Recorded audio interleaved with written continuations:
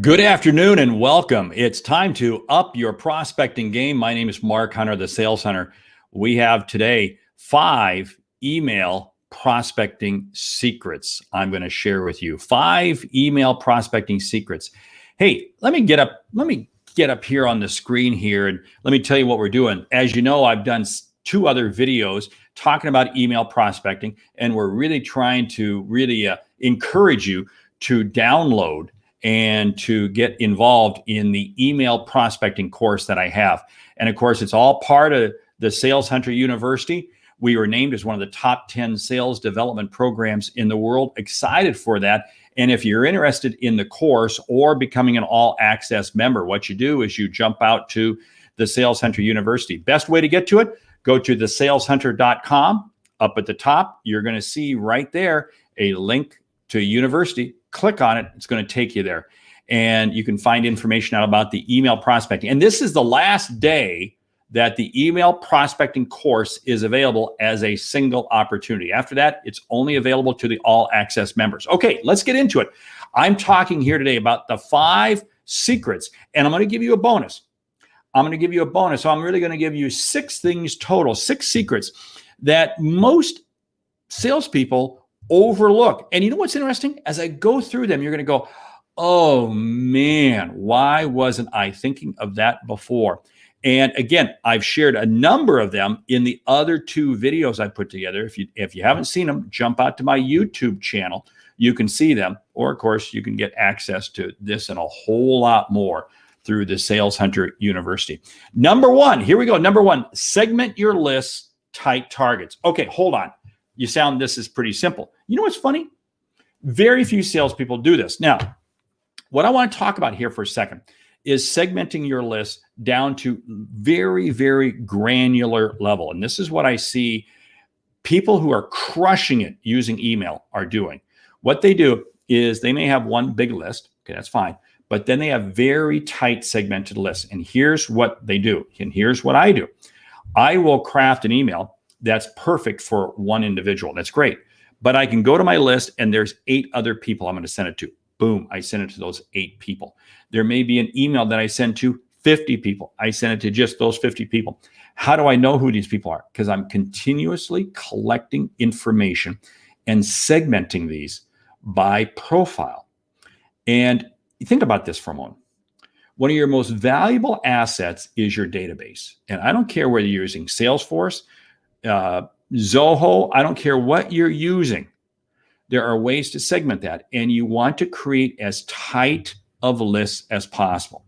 Now, if you follow me, you'll know that on Wednesdays, I send out a blanket email to everybody. But throughout the week, there are emails, and then there are individual people. For instance, this morning, I had a prospect who I was very much looking to get in touch with. And I crafted a great email for that person. And I sent it to that person. But then I immediately went to my CRM system and I found about 6 other people that it would go to. Now, what's very interesting is those 6 other people are not in the same sequence as this person. But it's okay. I still sent it to them because I knew it would be of value to them. What I believe is this. If I'm going to take the time to craft a very good email for a very specific audience, I'm going to look for other people that I can go ahead and plug that into.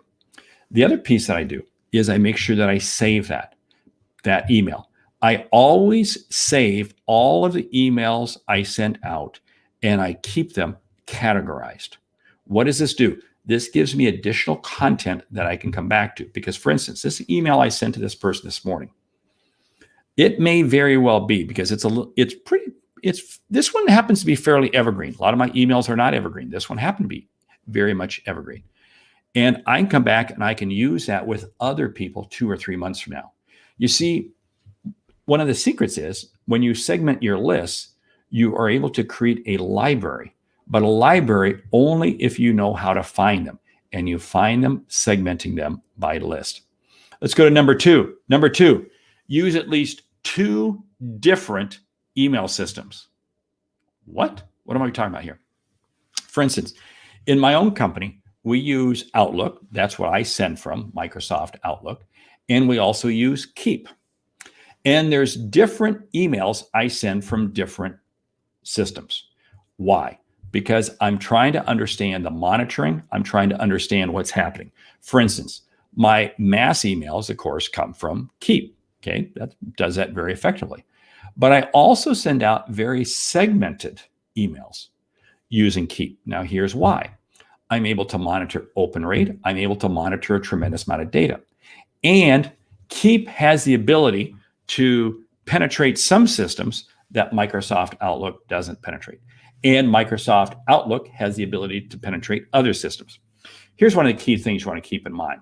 If you are sending out an email to more than 500 people in the US, you have to have an unsubscribe piece. So what I tell people many times is you want to be careful of this, because if you're doing true prospecting and you're sending it to too big of an audience, there are people who are going to quickly unsubscribe. So again, this comes back to the reason you keep your email prospecting lists tight, because I want to fall under this. In fact, the vast majority of emails that I send out may only go out to 20 or 25 people. And because they're that targeted, because they're that specific, it's amazing how effective they are. But I will send some of those by way of Keep, and I'll send some of those by way of Microsoft Outlook. Now, at various times, we have used, in addition to Keep, Microsoft Outlook, MailChimp, and Constant Contact. I know of several people I work with who use 3 different emailing systems. Because again, it depends on how and what your penetration and the number of emails you're sending out. The key thing is this, in terms of using at least 2 systems, is I'm going to use my mass system for the bigger ones, and I'm going to use my Outlook for smaller ones. But here's what you run the risk of. Don't think for a moment that you can use the mass one and then forget about it. We monitor the results on that just as carefully as I would monitor the results of sending out an email to an individual person. You're constantly monitoring. You see, email sent but not monitored, it is nothing better than an advertisement. And I can't risk that. So ask yourself this question. What are at least 2 systems, and maybe even 3? Number 3, use your email copy for social media posts. This one is really, this is a secret that I find very few people using. And what I like about this one is this. I can be emailing people, and I do this all the time. I will be prospecting emails, and I'll send people out. I'll send people an email, and maybe they don't respond to it. Okay, well, let's not kid ourselves. They don't respond to it. Okay, but what's interesting is I'll then put it out onto social media. I'll put it out onto LinkedIn. I may make a social graphic and put it out on Instagram. I may put it out on other places. You know what I found? So they look at it briefly in their email and they choose not to respond. But then what happens is they see it on LinkedIn and it trips the trigger. And here's the beauty about it. I've used the same email copy 2 different places. I love this, and this is a secret that I want you to jump into and begin doing. And it really takes no more time. Because when I do this, I'm now able to really get more mileage out of my email copy. Because here's what I find happening. Too many salespeople, they will race to try to put together an email, and they'll send it out very quickly. And they send it out very quickly, and they really don't think about it. And then they wonder why nobody responds to it. If I'm going to be using this email for multiple platforms, guess what? I'm naturally going to take more time. A deviation on this is you put together an email and you put it out on social media first. And then you send it out as an email. And the technique on this works like this. I can send it out. I can put this comment, this fact, this statement, whatever it is I want to share, out on LinkedIn. And I get some engagement. And then I can say in my email, hey, wanted to share this with you because I've been getting some interesting feedback from others I've been talking to about it. Boom. What does this do? It suddenly gives you authenticity. It suddenly gives you authority. So the technique here, using your email copy for social media posts, is that you first put it out onto social media. You test it there, and then you bring it back over and use it as email copy. And email copy either tight, one-to-one, or email copy for more. Somebody asked me the other day, they said, what is the magic number of emails to send to? And I said, it's 100. I can do a very effective email campaign to just 100 people. Now, here's what I'm looking for. I'm looking for about a 20 to 25% open rate. The more targeted I can be, the higher the open rate. If I send a very specific email and it's a targeted list to 100 people, I can generate 40 and 50 and 60% open rate. And I can generate a 4 to 5% response rate. The more generic the email becomes, the more generic everything becomes, the lower the open rate and the lower the response rate. Think about this from a prospecting standpoint in terms of what you're sending out. So if you're sitting there saying, I'm going to send out 1,000 emails, I'm going to send out, and you're not getting a response rate, well, that's why, because it's not specific enough. On my mass emails, you're going to get 20%. You're going to feel good about that open rate. Yeah. Tight, you're going to get 50 and 60%. And your open rate can get as high as 10%. I've even had some very tight emails that I've sent out to 10 people or less, and I've had 60 to 70% response rate. Why? Because I've segmented the list like I talked about in number 1. 2, I was using my Microsoft Outlook, the most specific means possible. And 3, I tested the copy first on social media. Number 4, rotate text and video. I can't underestimate. I can't overstate this, I should say. I don't care whether you're using BombBomb or any other tool, but what you want to do is you want to rotate text email and video email. Do not send all video emails, because there are people who you're going to be trying to reach who just don't engage with video. They just simply will not engage with video. And now the number is going to vary by industry. If I'm dealing in the SaaS world and I'm dealing with a younger audience, I can be 60 to 70% of my prospecting emails can be video focused. If I'm dealing with industrial sales and other more traditional means, no, it's only going to be 20% of video. Now, the numbers you get are going to vary because, again, video is still quite new and it's going to be new. But what I tell people, and this is one of the secrets that I'm finding, is that people are saying, hey, Mark, you know what? I wasn't getting the response rate I thought I was getting for my emails. So I changed it up and I began using video. And now what we found is the perfect mix is where I rotate text and video. I'm going to suggest you try that. BombBomb happens to be the tool. There's Vidyard. There's a number of different video platforms out there you can get. And I don't endorse any one particular one, but I say get the one that fits for your needs. Now, here's what you're going to find. You're going to find that video messages actually get a higher open rate on a smart device. Because when people are looking at their smart device, they tend to be wandering around, they tend to be doing something, and they tend to be a little more open for the audible. But see, this is the other concern. Video doesn't have impact unless it has audio. So how do you get around it? And I don't have it in front of me, but I have a little whiteboard. I have a whiteboard with my logo, and I will put your name on it if I'm sending out specifically. Or if I'm sending it to 5 or 6 or 10 people, I might put just the key thing. Now, here's why. A, you may not have the audio turned on, but you suddenly see this whiteboard pop up and you see 5 words of the key message I'm sharing. What does it do? Ooh, it gets your interest. Or if I'm sending it to one person, I have their name on it. And again, what does it do?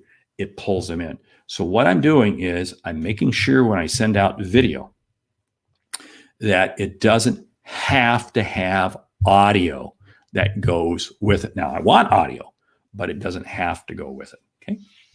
Let's go to secret number 5, optimize email with a phone call within 4 hours. This is the new inside number, 4 hours. And I can't stress this enough. Yesterday, I was working with the sales team and we were sending out email blasts. Okay. They were getting ready to, and they were sending out basically blasts to about 100 to about 150 people. And we set them up. It's going to happen this next week for this particular company. And I said, what we have to do is you have to make sure that your calendar is completely clear. Because now we can't call everybody at that magic 4 hours. But the system that they're using is going to spread these emails out over about a 2-hour window. In other words, they don't drop them all at one time. And I said, what you got to do is you got to getting as close to this 4-hour window as possible. You have to be matching this up. The days of just sending out an email all by itself doesn't work. But here's where a lot of people break down. They will send out an email and they'll use a tracking system. So they see that they opened it. If you call them and say, hey, I see that you just opened my email, that is creepy stalking. What you want to do is you want to call them and you're going to sit there and say, hey, I sent you this email and I wanted to follow up and share with you some additional insights. The key word is additional insights. This is absolutely key. If you're not using the word additional, they're going to sit there and say, I read the email. I don't care. I don't need to talk to you. The magic is you're trying to use the email and your phone call to do two things. One, you're trying to engage and create interest. You engage because of the email and your phone call, and you create interest with the word additional. I can't stress that enough. Let's go to the bonus piece. The bonus piece here. Bonus is land versus expand. Different strategies for both. This goes back to what I started off with here today talking about, segmenting your list. I see a lot of organizations, what they do, and a lot of salespeople, what they do is they kind of have one email that they kind of use for everybody. No, I'm going to have a different set of emails for existing customers as I am for prospects. I'm going to have a completely different. See, the land is where I'm trying to land. That's the prospecting email. The expand is for existing customers. The wording, the everything I do is going to be completely different. Because remember, the expand, I have already engaged you. I've already created interest. Now I'm building on this. So my text, this is what's very interesting. Emails for expansion, where you're going into a customer who's already knows you, can actually be longer. You can go 8 to 9 sentences. And as you know, if you're landing, you're prospecting, you can't go more than 4 to 6 sentences. Keep that in mind. I can provide more copy because I've earned the right to share more copy, but I'm still not sending enough information for them to make a decision without talking to me. It's absolutely key that all I'm trying to do is I'm trying to engage and create interest.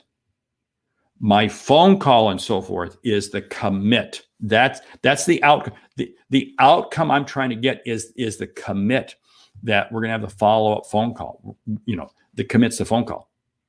Either they're responding or I'm following up with them. But this is absolutely key. So land 4 to 6 sentences in an email, no more. Expand 8 to 9 sentences. Here's what I've also found. Video tends to have a higher open rate with expansion. You know, I'm sending it to existing customers than it does to new.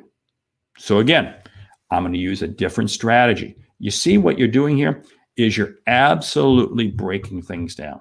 And when you break things down in this manner, it is amazing how much more effective you can become.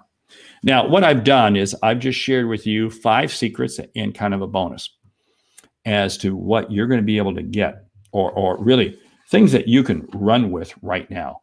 And I want you to run with them right now, but I do really want you to check out, I really want you to check out the Email Prospecting Masterclass. You can go to learn.thesaleshunter.com. That takes you to the page, or you can go to thesaleshunter.com. But hey, the masterclass is only available through today as a standalone entity. After that, you have to have the full access pass. Now, I do encourage you to get the full access pass because we put out a new masterclass each month. Next month, we're coming out with Ideal Customer Profile. We are working right now on a masterclass for prospecting around social media, social selling. Whoa, that's a head spinner. And how do we do social selling with authority and integrity? And I'm going to share with you. We have a host. So when you get the all access pass, you get all those. I'm going to absolutely encourage, because here's the whole thing. I don't want you to be a rain barrel. I want you to be a rainmaker. And that's what it's all about. So, hey, email prospecting class, grab that today. I can't stress that enough. All access. One quick additional piece regarding the all access is that you get to participate in open office hours. For instance, tomorrow we have open office hours. All the members are able to really come into my office, so to speak, and we collaborate, we talk, and we share discussions. They also get to participate in coaching sessions. They participate in a lot of one-on-one, not necessarily one-on-one, but very, very small focus with me live. And that's what makes the all access pass so good. And of course, you get to that. Here's the homepage, the Sales Hunter University. Hey, I want to encourage you, jump out there, grab that. I'm Mark Hunter, the Sales Hunter. It is a privilege to have the Sales Hunter University out there. And I do want you to become a member, grab it, and hey, pop me an email. Let me know your thoughts, your questions. Hey, pop me an email with the prospecting emails that you want to send out. I'll be happy to answer them and happy to critique them for you. Hey, great selling.